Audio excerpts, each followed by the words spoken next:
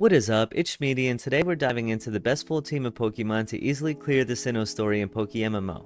The team we're going through today will handle every gym leader, rival battle against Barry, the 3 Team Glactic commanders and boss, Elite 4 member, and the Giratina boss battle as well, all with great synergy and full HM coverage. The best part? You won't need to touch the global trade link for this core team that's actually all caught before even getting to the 3rd gym, ensuring you can build it organically even if Sinnoh is your very first region. But if this isn't your first region and you've got the budget, feel free to pick up any of these mons earlier. Also, per usual, if you've been here for my other guides, I'll have a bonus Pokemon you can purchase from the GTL that will make life even easier at the end of the team breakdown. We'll be using Chimchar as your starter, which is actually the first starter choice that's not the water type, believe it or not. If you're wanting more detail on why I chose Chimchar, I've got another video linked in the description that covers the best starter to pick for each region. Sinnoh is actually the 4th region I recommend to complete. If you want to know the best order to tackle all the regions in PokeMMO, I've got a video linked in the description for that too.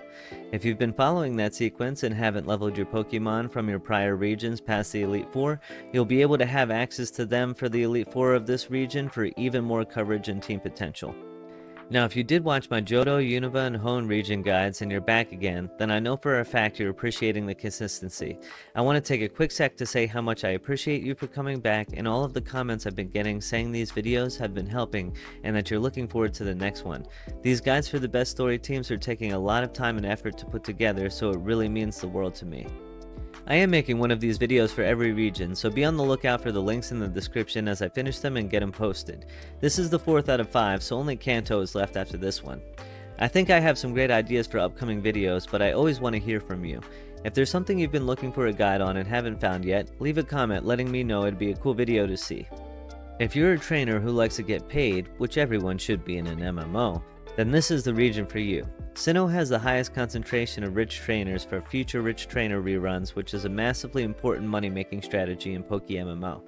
I have a video breaking down my run step by step that I'll link in the description that you can save for your future money-making endeavors.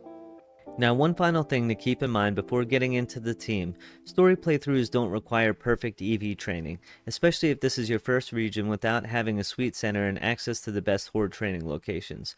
Don't stress too much about EV optimization for your story playthrough. Your starter and any gift or trade Pokemon come with neutral natures and 15s across the board for IVs. While I'll recommend ideal IVs of 25 plus and key stats, these aren't strictly necessary for story progression. Just focus on having fun with a strong synergistic team.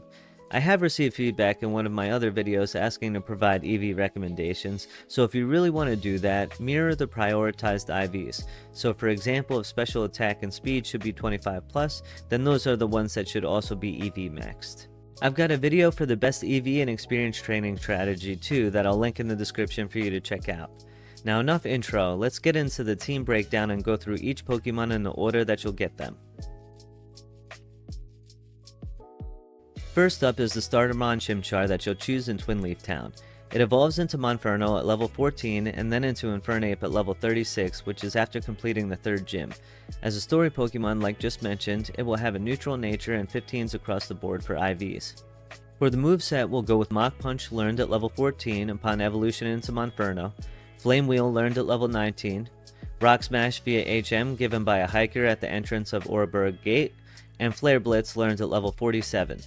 Chimchar has a Blaze ability, which means when it falls below 25% HP, the power of its fire moves is boosted by 50%.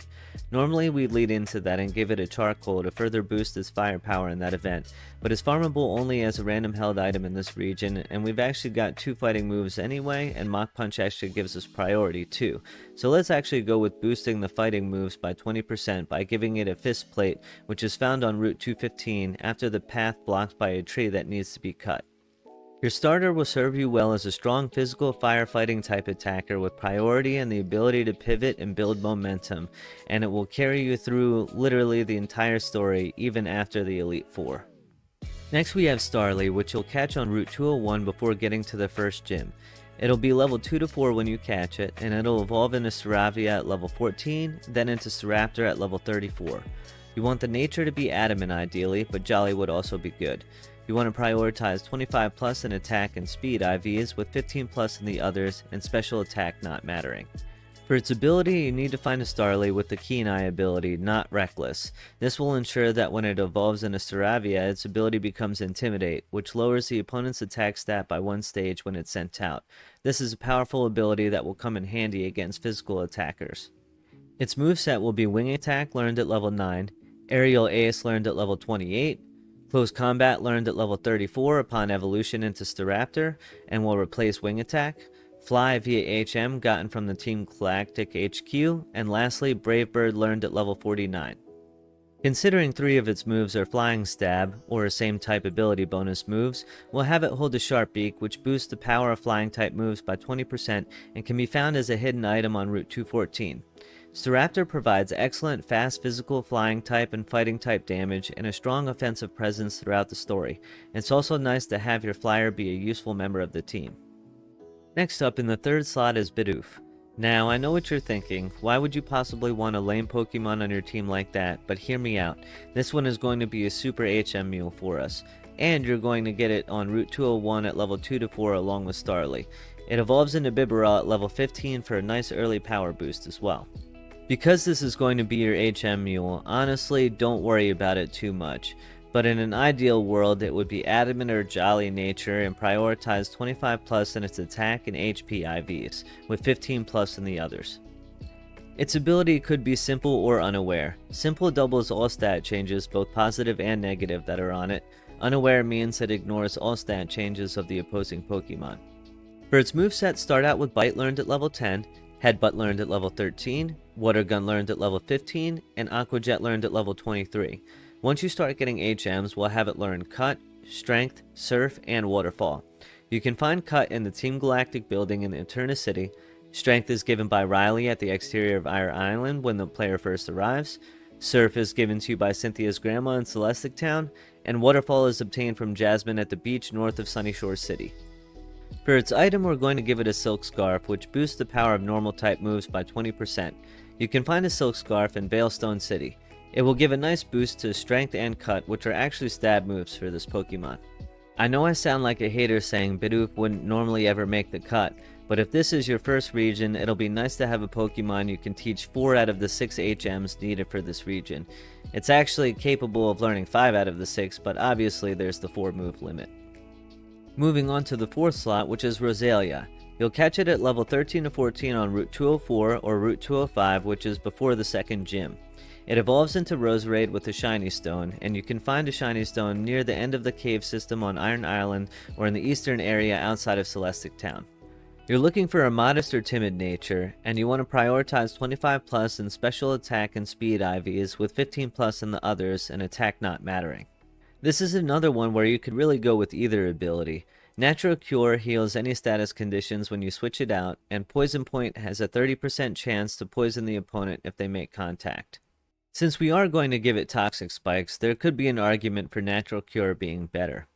For its moveset, we'll go with Magic Leaf learned at level 15, Toxic Spikes learned at level 20, Giga Drain learned at level 30, and Sludge Bomb via TM found in Veilstone City, inside the Galactic warehouse after completing the events at Lake Acuity.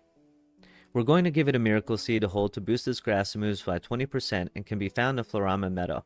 Roserade is a fast special attacker with grass and poison coverage while providing a reliable way to inflict poison on the opposing Pokemon, making your life that much easier with extra damage.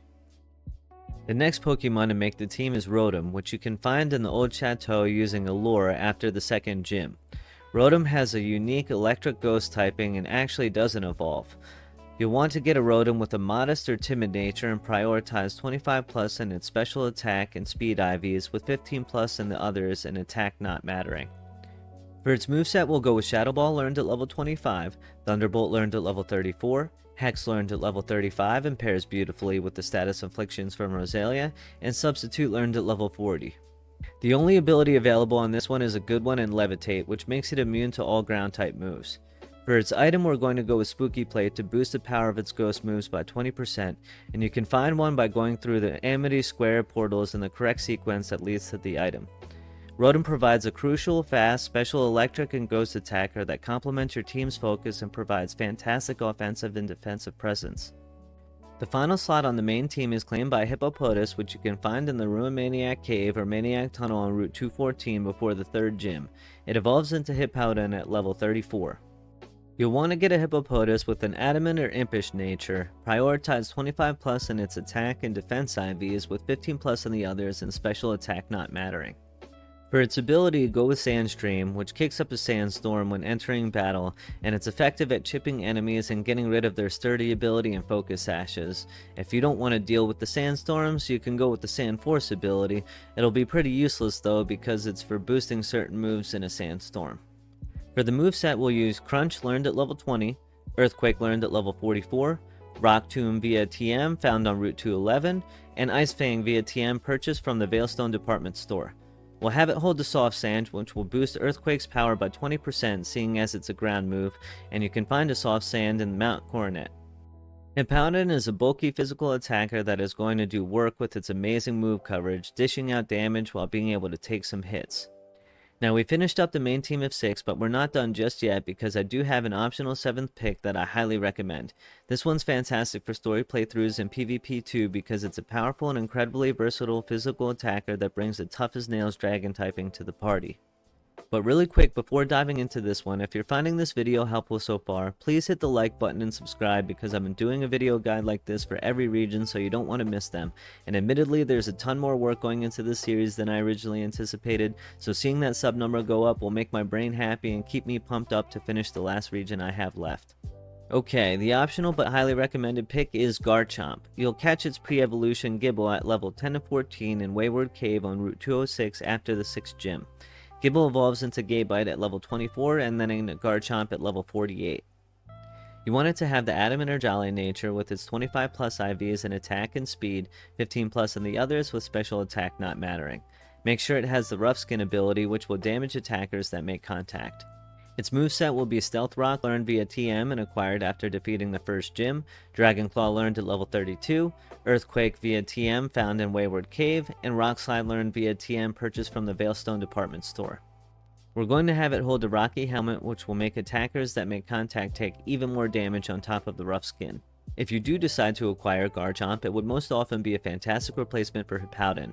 While Hippowdon is a great tank, Garchomp offers higher offensive pressure and provides excellent dragon and ground stab that can handle many threats Hippowdon would, all while dishing out punishment for getting hit.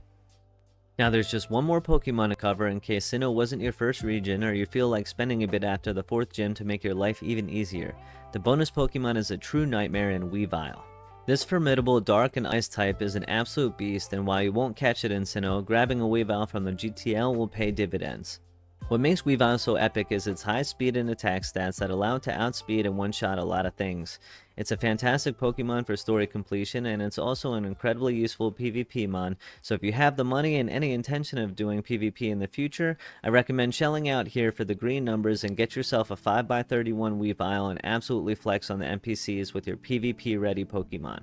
We want it to have an Adamant or Jolly nature, and if you're not going with the green numbers, go with 25 plus IVs in attack and speed, 15 plus in the others with special attack not mattering. Its ability is Pressure, which causes the opponent to use more PP for their moves. Its moveset will be Swords Dance, learned at level 34, Ice Punch and Brick Break, learned via TM, purchased from the Veilstone department store, and Night Slash, learned at level 60. We're going to have it hold a Life Orb, which boosts its damage by 30% at the cost of 10% of its max HP per attack. This synergizes perfectly with Swords Dance for maximizing sweeping potential. However, the Life Orb is another thing you'll probably need to shell out for from the GTL. If you do decide to acquire Weavile from the GTL, it would most often be a fantastic replacement for Rotom, especially if you feel like you're not packing enough punch, as it offers more offensive presence, especially with Swords Dance. It provides crucial Dark and Ice type coverage that your main team might lack. So that's your team of 6 with a highly recommended 7th and an 8th to splurge on to make life even easier and potentially have for PvP later on down the road.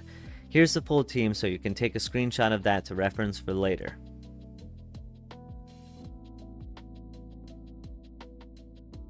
If you watch my guides for the other regions, then you know there's no stopping here because we still need to go through how we're going to use this team to clear the story battles. So if you're still with me and haven't yet, hit the like button because we're going to go through everything in chronological order, of course, including gym leaders, rival battles, Team Glactic bosses, Elite Four members, and the legendary battle as well. There are going to be spoilers of the NPC's team, so beware if spoilers aren't your kind of thing. And ultra importantly, if you feel like there's something I've gotten wrong or missed, don't hesitate to let me know in the comments and I'll humbly make any updates. I've gotten a ton of great feedback from my other videos, which I sincerely appreciate, and always give the person a shout out when I edit my description and include the updates, so be sure to check the description in this video and any of my other guides. Okay, diving into the first battle, which is against your rival, of course. His name is Barry, and he will challenge you on Route 201 directly after you choose your starter. If you chose Chimchar, as recommended, he'll have Piplup, the super effective counter to your starter per usual for the Pokemon games. You won't learn Ember until level 7, but hey, at least you got Scratch instead of Tackle for an easy victory to start the region. After you've explored Jubilife City, Barry will be waiting for you along Route 203 on the way to Oreburgh City. In this battle, he has a level 8 Starly and level 9 Piplup. Your Chimchar or Monferno can use Ember or Mach Punch to deal with this Piplup, and Starly can help if needed. For his Starly, Bidoof can take care of it with Bite and help from the others if needed. Now making our way to the first gym leader, Rourke, in Oreburgh City after a bit of a Pokemon catching spree. Rourke has Rock types, perfect for getting crushed by your Monferno. He'll bring a level 12 Geodude and Onix and a level 14 Cranidos. Mach Punch will make quick work of them all, and your Bibarel can help out with its water gun if you need it to. Next up, we have the first major battle sequence against Team Galactic, the dastardly criminal organization that blemishes the Sinnoh region. At Valley Windworks, you'll face 3 grunts with Glamow, Zubat, and Stunky that are all levels 11 to 13. Your Monferno's Mach Punch will be effective against Glameow and Stunky, and your Staravia's Wing Attack will deal with Zubat. After dealing with the grunts, you'll be able to challenge Team Galactic Commander Mars. She has a level 15 Elekid and a level 17 Purugly.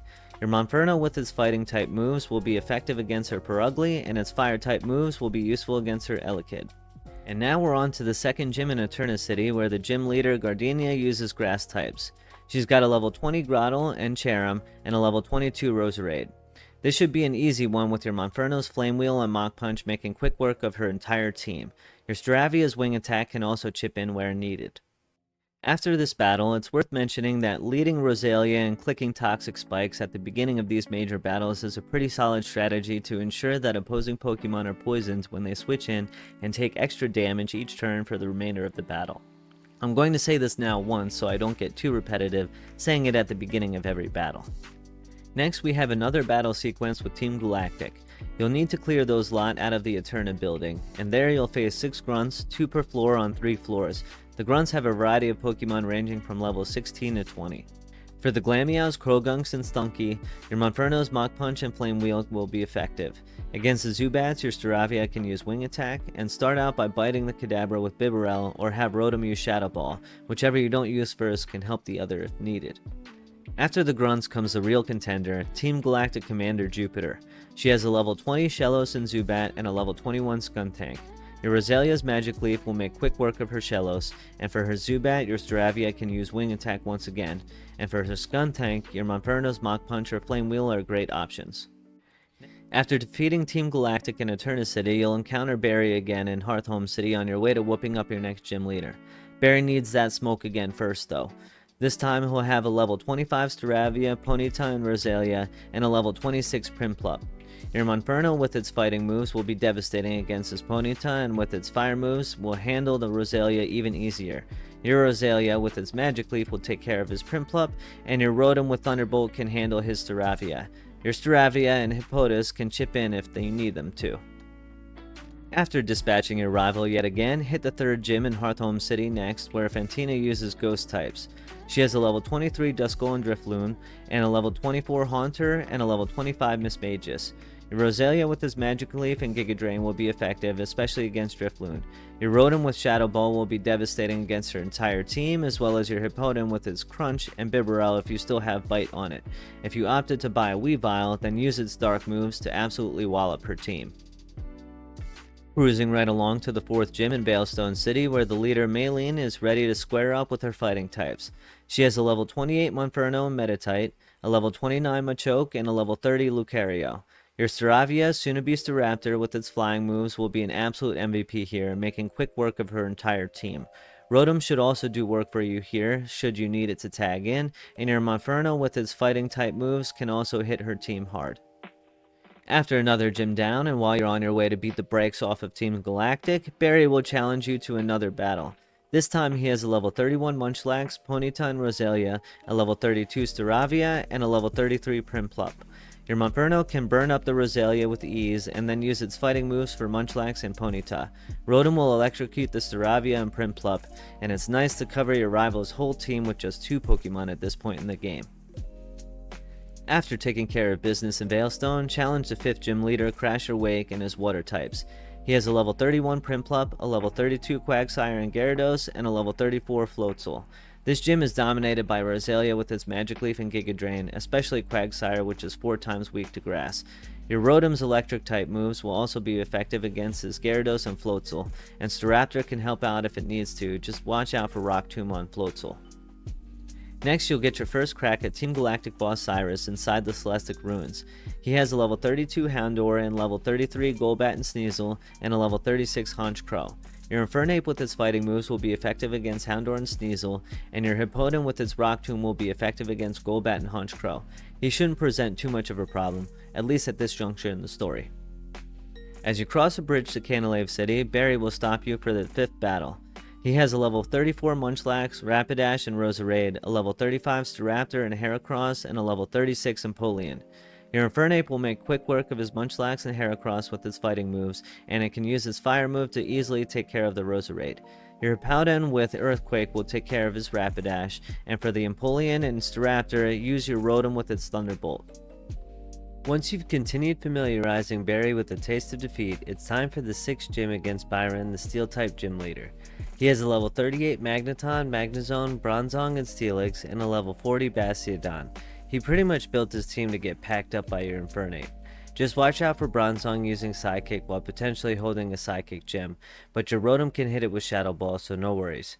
You'll need to tank some hits because 3 of his Pokemon have Sturdy, which is super annoying, but you can use your Hippowdon as a switch in with Earthquake. Next, you'll complete a series of tasks to dismantle Cyrus's evil plans to destroy the universe and recreate it with himself as a god. Definite anime villain vibes there.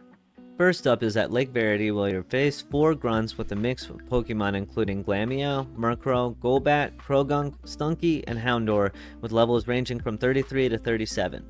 Your Infernape with its Mach Punch will be effective against the Glameow and Stunky, your Staraptor with flying moves will deal with the Murkrow and Golbat, and your Roselia with Magic Leaf will take care of the Croagunk.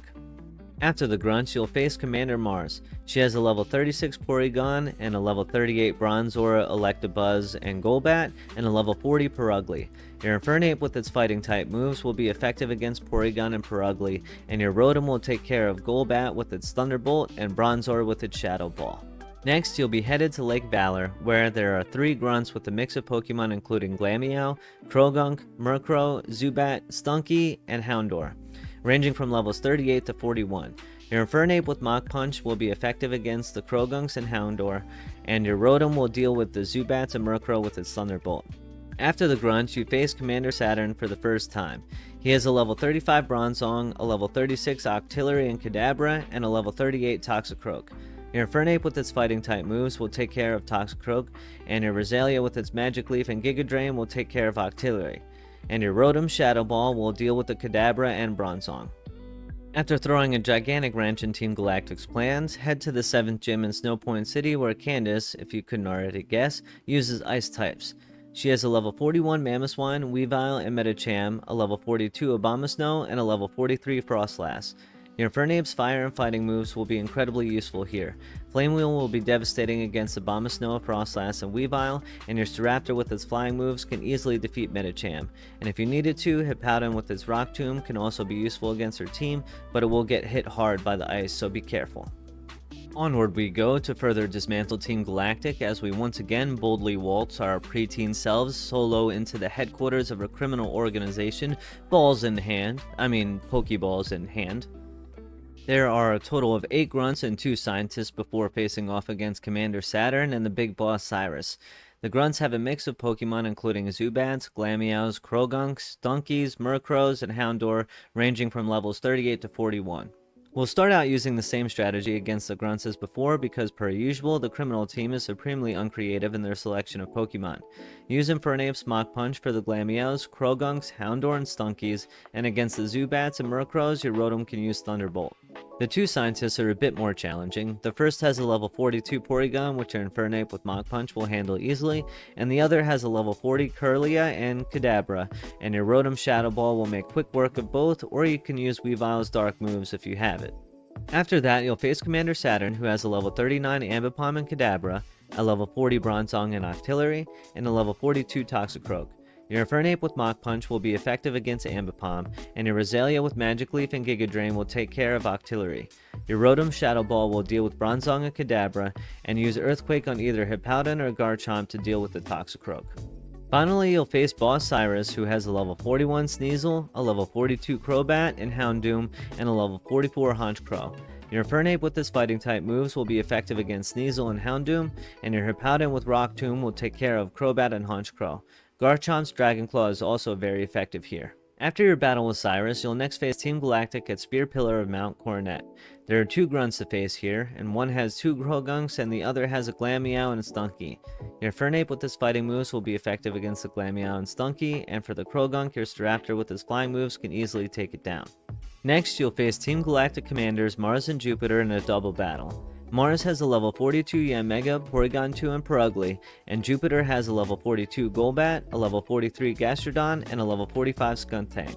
Your Infernape with its fighting-type moves will be effective against Mars's Porygon 2 and Purugly, and Jupiter's Skuntank. Your Rotom with Thunderbolt will be devastating against her Yanmega and Golbat, and your Roselia with its grass moves can handle Jupiter's Gastrodon.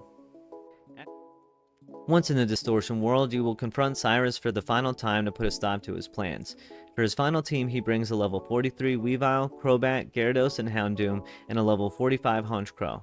Your Infernape with his fighting moves will be effective against Weavile and Houndoom, and your Hippowdon's Rock Tomb will take care of Crobat, Gyarados, and Honchkrow. Crush his hopes and dreams and let him know that if anyone stands to be a Pokemon god, it is you. After you defeat Cyrus, you will then have to face off against the legendary Pokemon Giratina. This is a tough boss battle where you will have to contend with Giratina's high defenses and powerful moves. Your team will need to work together to take down this legendary Pokemon, which can't be caught, and summons ads to put extra hurt on your team.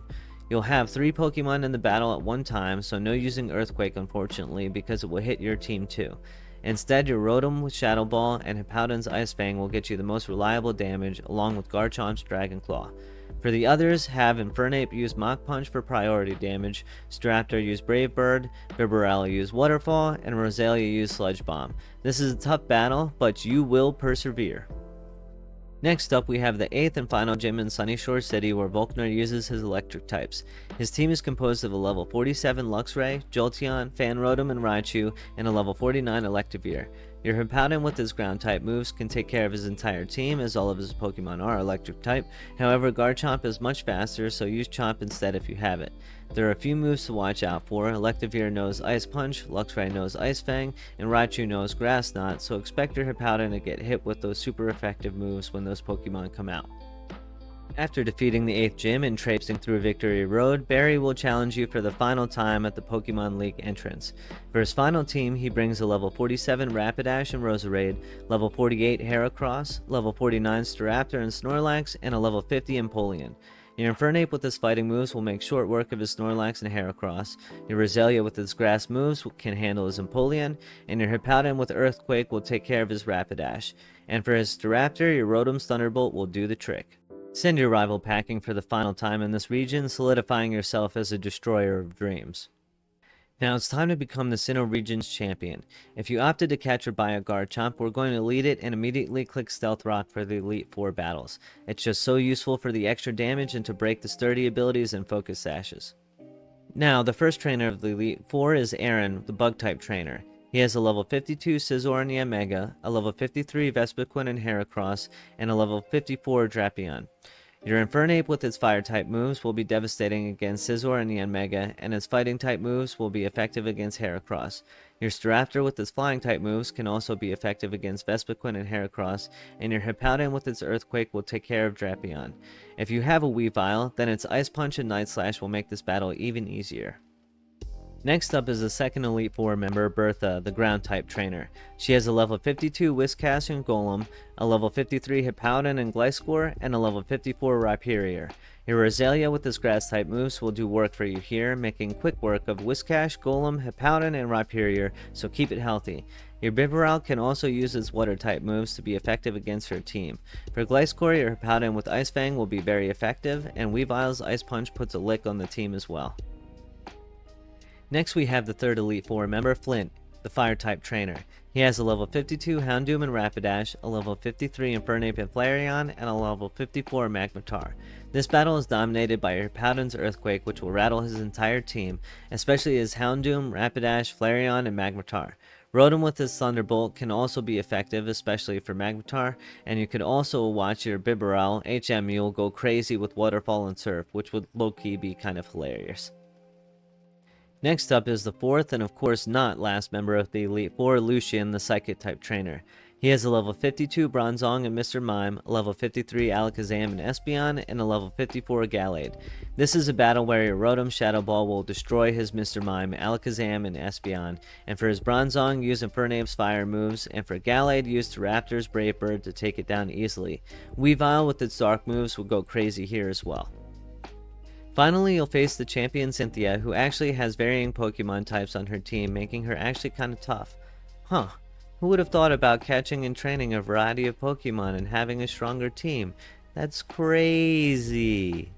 Anyway, she has a level 54 Spiritomb, Roserade, and Melodic, a level 55 Togekiss and Lucario, and a level 56 Garchomp. Your Hippowdon with Ice Fang can take care of her Garchomp and can use Crunch for Spiritomb. Your Roselia's grass moves or Rotom's Thunderbolt can handle the Melodic, and your Infernape's fire moves can handle her Roserade. Congratulations, you're the champion now, but there's still a bit of unfinished business. Because after you've defeated the Elite Four, you can travel to the battle zone where you will find Stark Mountain. Inside you will encounter Team Galactic commanders Mars and Jupiter. This is a tough double battle where you'll face off against their final teams. Mars has a level 55 Yanmega and Bronzong, level 56 Electivire and Porygon Z, and a level 58 Perugly. Jupiter has a level 55 Gastrodon and Probopass, a level 56 Tangrowth and Crobat, and a level 58 Skuntank. This is a post-game battle and your team should be well leveled. Your Infernape with its fighting moves will be effective against Porygon Z and Perugly, while its fire moves will be effective against Yanmega and Tangrowth. It's crazy that even post-Elite Four you're still getting use out of your starter. Kind of insane how good Infernape is in this region. Your Staraptor with its flying moves will be effective against Yanmega, Tangrowth, and Crobat, and your Roselia with its grass moves will be effective against Gastrodon, while your Rotom with its electric moves will be effective against Crobat, Probopass, and Porygon Z, and your Hippowdon will be effective against Electivire, Probopass, and Skuntank. Just don't Earthquake your own team. Low-key gotta admire the commanders for sticking out another battle even though Cyrus ended up being a total loser. And with that, you will have cleared the Sinnoh story in PokeMMO with the streamlined team. From tackling every gym leader and rival battle to crushing the Elite Four and foiling Team Galactic, this squad has you covered with solid moves, great type synergy, and full HM utility to breeze through the game. If you're still here and found this video helpful, please don't forget to like and subscribe because honestly it brings me such a great deal of joy to see the numbers go up. I still have one more region to do and liking and subbing will hype me up to crush the last video. Comment down below with how the team is working for you, or if you chose a different team, let me know. I'm really interested to see what you guys used. Thanks for watching, I sincerely appreciate you, and I'll catch you next time.